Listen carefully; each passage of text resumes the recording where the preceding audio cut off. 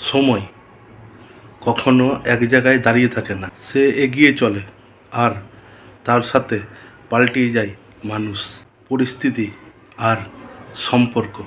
আজ যারা দূরে চলে গেছে, কাল তারা পাশেও আসতে পারে, আর আজ যারা পাশে আছে, সময় হলে তারা হয়তো হারিয়ে যাবে।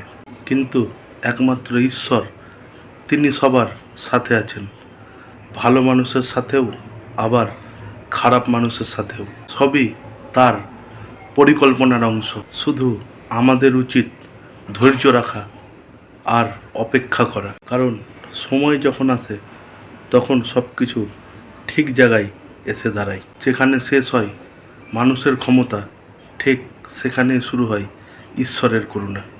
শুভরাত্রি। জয় মা তারা। ও তার করুণা